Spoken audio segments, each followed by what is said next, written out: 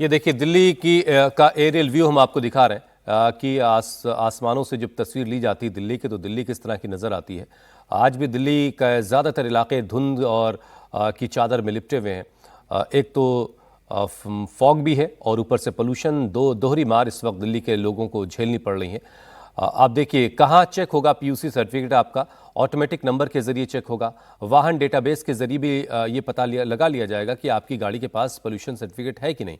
Voice alert system को भी इस्तेमाल किया जाएगा। जगह जगह पुलिस आपकी गाड़ी को चेक करेगी कि आपके पास पीयूसी सर्टिफिकेट है या नहीं है।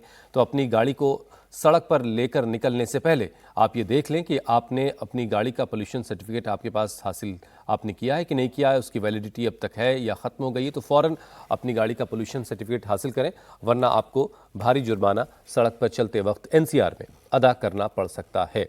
और इसीलिए ये नो पीयूसी नो फ्यूल का फॉर्मूला इस वक्त लागू किया गया है दिल्ली के अंदर। ग्रैप 4 की पाबंदियां लागू होने के बाद आज से दिल्ली में पेट्रोल डीजल लेने के लिए आपको, जब आप अपनी गाड़ी लेकर के पंप पर जाएंगे तो आपके पास अगर वैलिड पीयूसी सर्टिफिकेट नहीं होगा तो आपको फ्यूल नहीं मिलेगा। बिना पीयूसी के वाहन अगर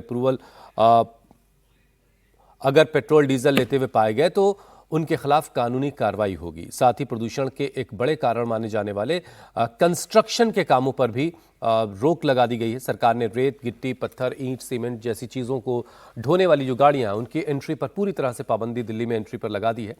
और जो गाड़ियां नियम तोड़ते हुए मिलेंगी उन पर भारी जुर्माना लगाया जाएगा। साथ ही दिल्ली के बाहर रजिस्टर्ड और BS4 से कम मानक वाली जो गाड़ियां हैं उनकी दिल्ली में एंट्री पूरी तरह से बैन रहेगी।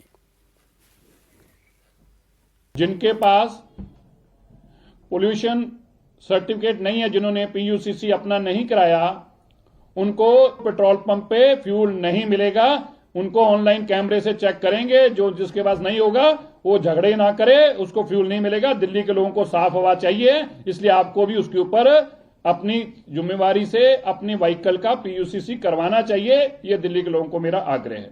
दिल्ली के अंदर किसी भी तरीके की कोई भी ट्रक अगर कंस्ट्रक्शन मटेरियल लाता दिखाई दिया, कोई बदरपुर, कोई रेता सैंड लाता दिखाई दिया, किसी भी तरीके का कोई भी गाड़ी अगर दिखाई दी तो भाई मैं ट्रांसपोर्टर भाइयों को बताना चाहता हूं, वो गाड़ी सीज कर ली जाएगी।